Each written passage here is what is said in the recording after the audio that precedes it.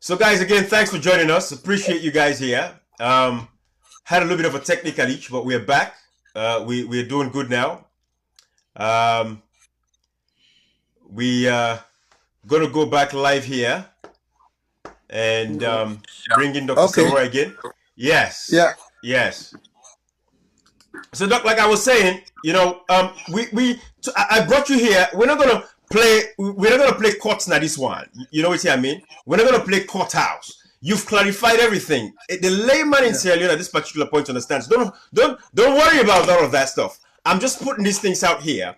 For sure, these guys say, hey, they're not dealing with idiots. They're dealing with people that are intelligent and we know the subject matters. We know the issues. So don't worry yourself about that. You've explained that very clearly at this particular point. And like I said, we're going to cut that clip. We'll share with the rest of Sierra Leoneans. They would have this. I hope Sir Francis Benkai-Fala is going to learn a thing or two from this particular experience where you don't can share with Prisonaya. Because you see, there's this thing out there, these guys, they've been creating this perception, like say, the APC government, your government back then, was the most corrupt government we've ever had. We're now in our own times. We see exactly what is happening in the country. When you take the African Express, it is a treasure trove of trouble. Look at this man. This is the chief minister we have, which brings me to the next video I want for Shonaya. But let me tell you guys what I'm doing. I'm setting the spade work. Because, Doc, I want you to understand this. These guys are not credible. With all of this noise that they've made, I'm showing Sierra Leoneans now for the world to see that when you look at the chief minister, the same man that came with the GTT report, you look at the Francis Benkai-Fala, let us take a video, let us take a look at this man, what he said. Because we have to let Sierra Leoneans understand why I'm doing what we're doing. Let me share this video. This is the same chief minister now with the GTT report that said you guys were anyampis, you guys committed egregious infractions.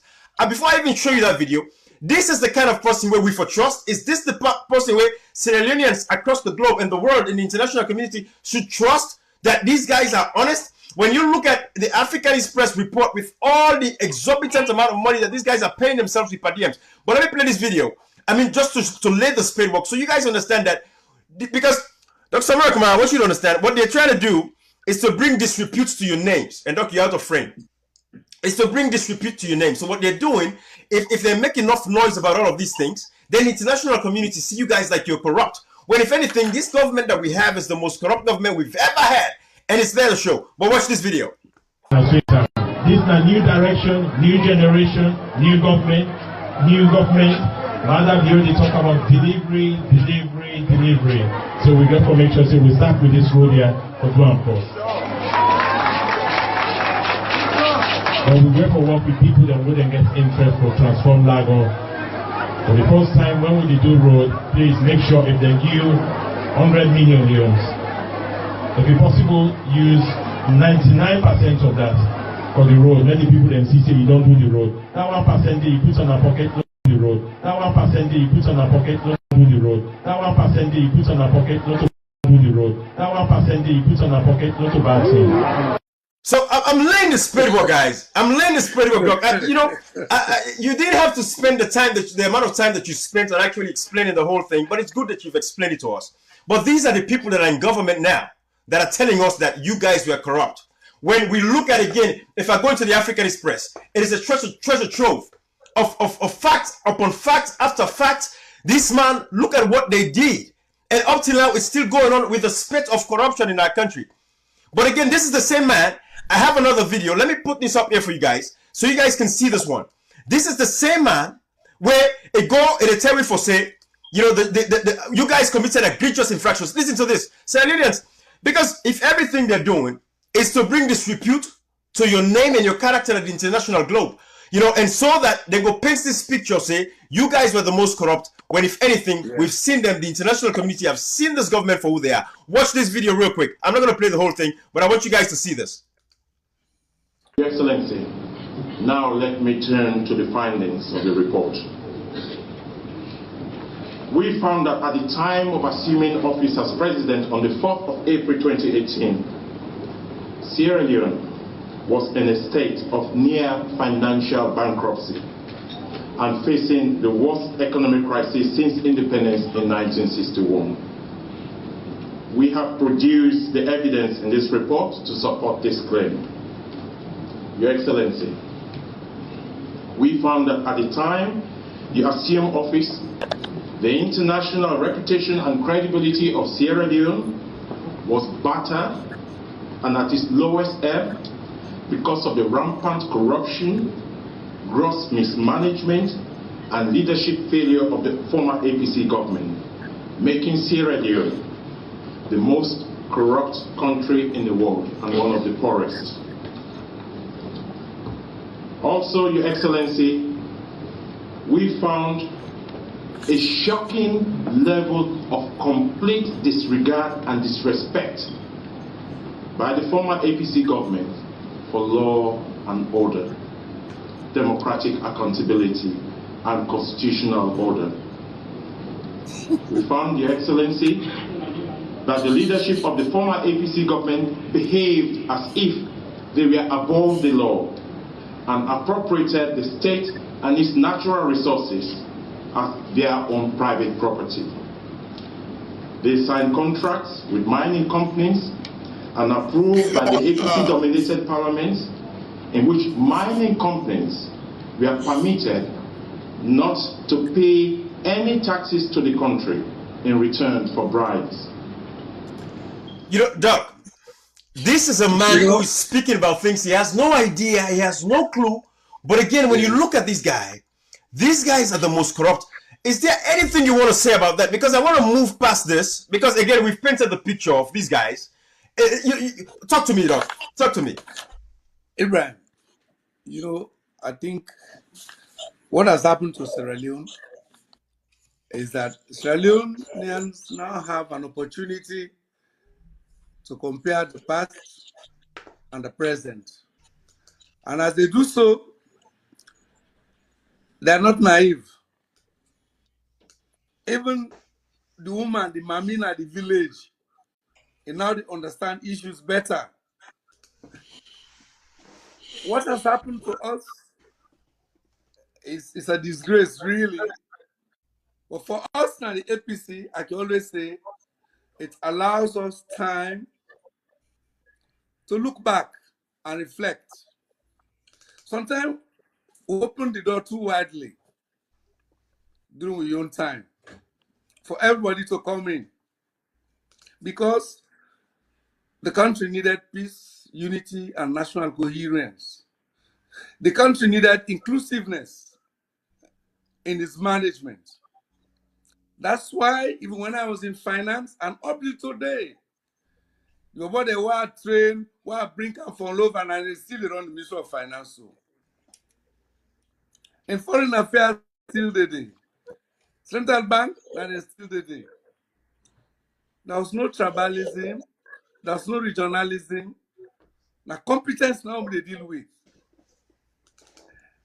What do you mean they say no more? Is that today, Sierra Leoneans have learned their lesson. That they made a bitter mistake in 2018. And I think they are ready to reverse that mistake. Because they're not able to manage the transition, we have what we call a reversal of fortunes. Whenever there's a political change, we have a shift of fortune from A to B. You reverse fortune from high up to down. But as you do so, you must get the interest of the country. What did not happen now in Sierra Leone that most people don't know, say, during the campaign, immediately after the campaign, now election lies, now propaganda. These are all making always a call, and these are tactics. What people, then they try for do.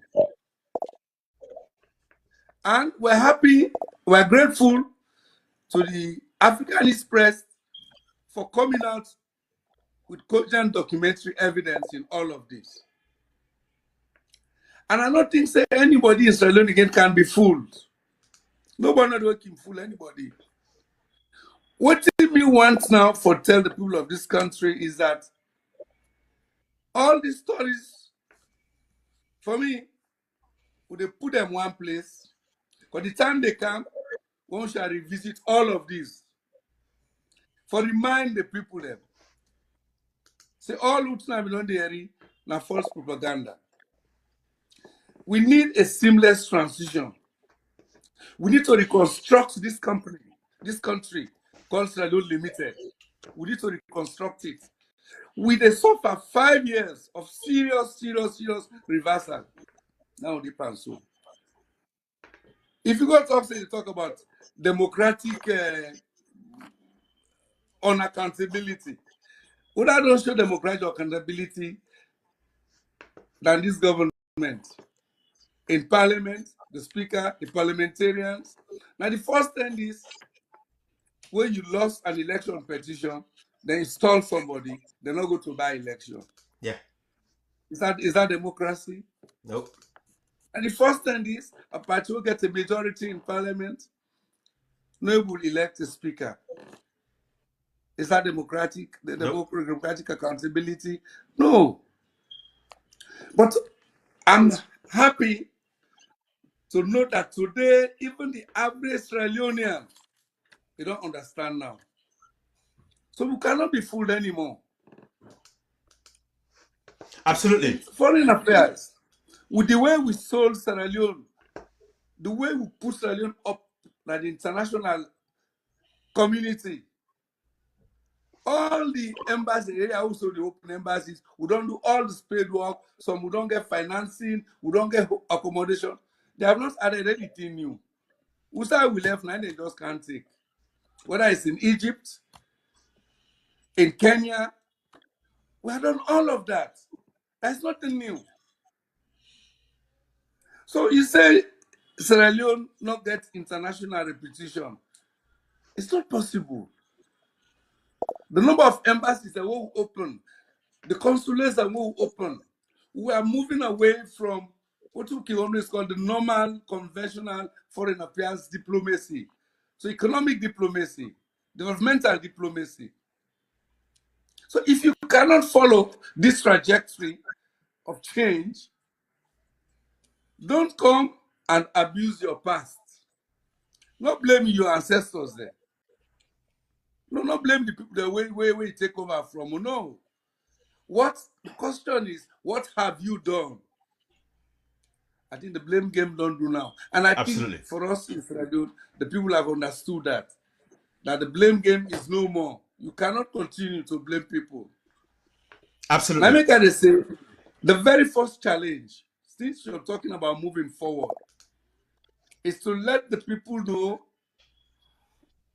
what is the definition of our transition, our interface between where they would have left off in 2023 or so and where we will take over. How for interface this? We have to go back where we left off in 2017. Oh, yes. Oh, yes. And move this country forward. It's a lot of work. We are stalled. We are not moving. Ibrahim, I'll be just one, Doc. If I can quickly, that's a very good point, because we need for kind of like know where we left off, and in a very peaceful way, just like what you say, peaceful transition. If only they could have incorporated you guys like in a peaceful transition, but I think they came to kind of like say, you know what, let's play the dirty politics. But you know, luckily enough, like documentations are there where kind of like show we say they were lying. How can you meet a broken economy within the growth? When like during the last government where you talk say like was battered, the economy grow like the best way Salone don't ever get. Like the history of Salone, we see like trajectory. How can you tell us you meet a broken economy? But you see, Doc, the point you make, Naya, say going back and see where we left off and things like that. We came up with an acronym, which I believe Ibrahim is about to introduce, which I think it's about the way forward. For me, you know, like these guys have been exposed. You know, like we just show them one or two things there for make people and see say what we are saying. You know, we're not just the grab in the morning and make things up. They are factual. They're there. There are documents to show for it. Exactly. So you see, Doc, exactly. Yeah, I mean, Ibrahim, I think anyway. Let me allow you to, just in case before we step into like the new direction that absolutely. Absolutely. Anyway. And going back to the point that you guys just made, right? Yeah. When you look at, I have this right here. This Fatima Bio received over $3 million between April to December of 2018 when they just took over government. So it is there. But like I said, we're not going to make this about them. We're going to make this about you. Because now we're going to talk to you. Doc, is there a way you can set your phone down? Let at least you deal within frame. I'm not saying this blackout will go and mess me up. If you're holding your phone up or put it down somewhere. Just to make fun out of it, Doc, that blackout where mess way up. So Doc, that blackout say when the people when you come na power, the people give you time. Then they give you 3 years. So for tell we say, oh, waiting not be destroyed for 6 months. People are not going to take that at all. No way. No way. Anyway. So Doc, you're moving forward. In 2023, you're the next president of the Republic of Sierra Leone. The people of Sierra Leone know this for a fact. The international community knows regime change is a must. It is absolutely necessary at this particular point. We have to get rid of these guys because if otherwise, there's so many problems that you see this president even just traveling, at a time when with this coronavirus and all of that stuff. But I'm going to talk to you because we can go on and on about the SLPP, which I don't want to do.